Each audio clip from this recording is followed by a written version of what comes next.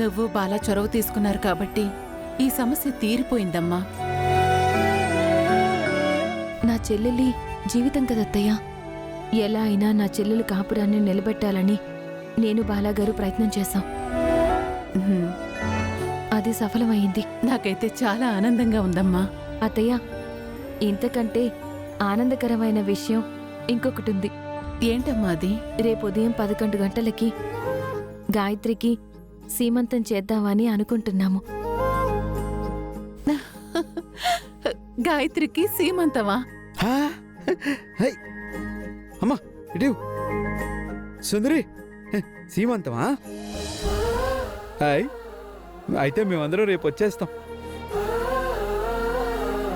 గాయత్రికి చీరలు, నగలు, గాజులు, స్వీట్స్, తనకిష్టమైన పూతరేకులు కూడా తీసుకొస్తాం. మేము అన్నీ తీసుకొస్తాం. రే అనంతు, రేపు గాయత్రికి సీమంతం అంటారా?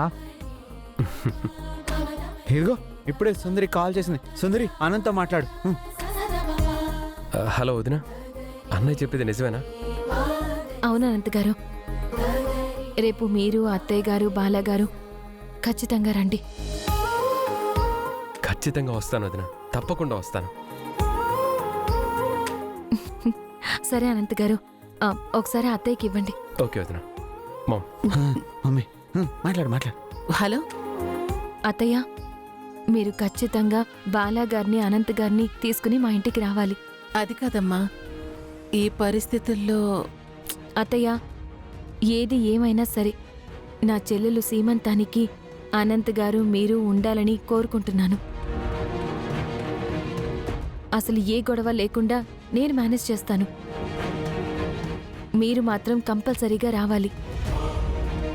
నువ్వంతలా చెప్పాలా అమ్మా? ఏది ఎలా ఉన్నా సరే మేము తప్పకుండా వస్తాం.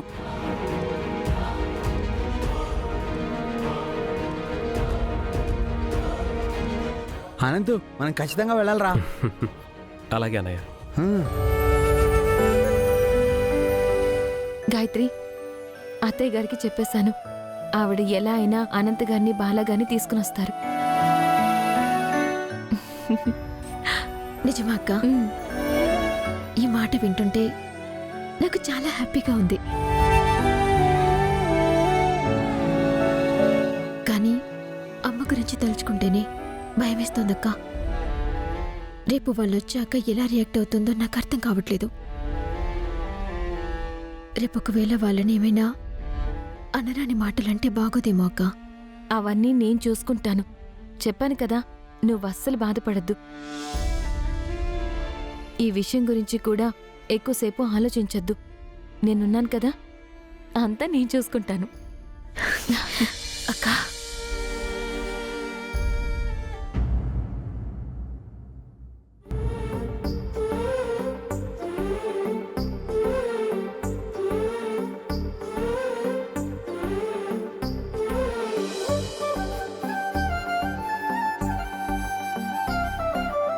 గాయత్రి, ఇంకా అలా డల్గా ఉన్నావేంటి? ఏం ఆలోచిస్తున్నావు? అనంతని బావగారిని చూస్తే అమ్మ ఎంత పెద్ద గొడవ చేస్తుందో అని భయంగా ఉందక్క. వాళ్ళని మనమే పిలిచి ఆహ్వానించినట్టు అవుతుందేమో అక్క. నువ్వేం టెన్షన్ పడాల్సిన అవసరం లేదు గాయత్రి, అంతా నేను చూసుకుంటాను. బాలాగారు వాళ్ళు కూడా బయలుదేరుతున్నారట, కాసేపట్లో వచ్చేస్తారు. నువ్వు నీ మనసులో ఎలాంటి డౌట్లు పెట్టుకోకుండా త్వరగా రెడీ అవ్వు. త్రిపురా, త్రిపురా, వస్తున్నానక్క, నువ్వు రెడీ అవ్వు. అనంతు, మామే, అనంతు. అన్నయ్య. అనంతు, స్వీట్స్ తీసుకున్నావా? నా దగ్గర ఉన్నాయి అన్నయ్య. స్వీట్సా? మరి పట్టు చీర నా దగ్గరే ఉంది నాన్న. అనంత్ గారు స్వీట్ తీసుకురావడం ఏంటి, అత్తయ్య గారు శారీ ఏంటి? పదండి, బాగా లేట్ అవుతుంది కదా. అక్కడ సుందరి మన కోసం వెయిట్ చేస్తూ ఉంటుంది. పదండి పదండి, వెళ్దాం.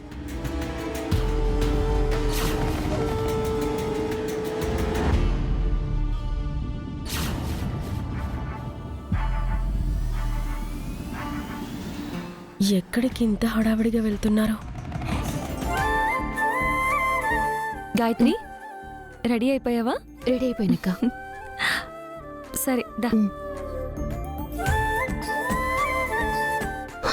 గాయత్రి అమ్మా గాయత్రి, గాయత్రి ఏమైందమ్మా? కాలు స్లిప్ అయిందమ్మా. నువ్వు ముందు కూర్చో. చూసుకోవాలి కదమ్మా, అసలే ఒట్టి మనిషి కూడా కాదు, జాగ్రత్తగా ఉండాలి కదా. ఉమ్. అమ్మ త్రిపుర, ఏంటి ఇలా జరిగింది?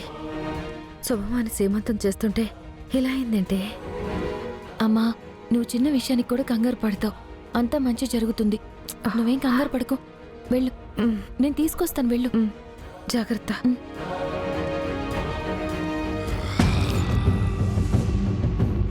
అనంత్, ఇంతకీ పళ్ళు తీసుకున్నావా?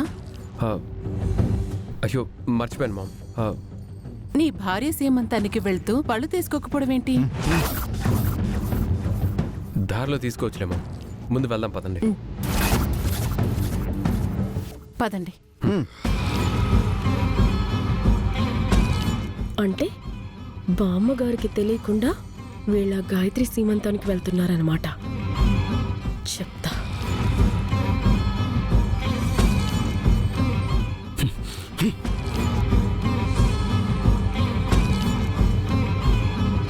ఫణి, కాఫీ తాగు. నేను ఇంత కోపంలో ఉంటే నువ్వు తీసుకొచ్చిన కాఫీ తాగి కూల్ అవ్వాలా?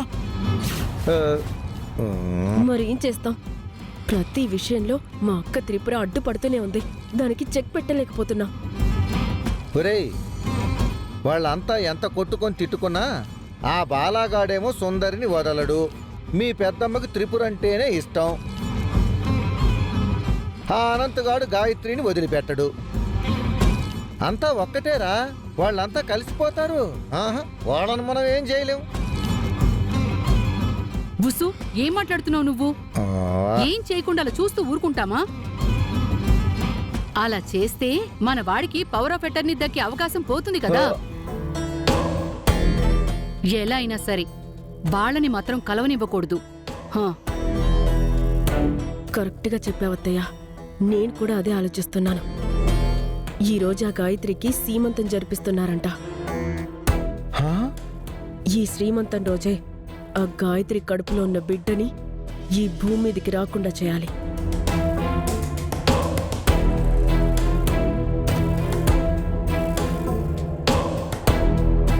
సీమంతం చేస్తూ సంబరపడిపోతూ మొత్తం కుటుంబాన్నే ఏకం చేయాలని, ఆ త్రిపుర కళని కలలాగానే ఉండిపోయేలా మనం చేయాలి.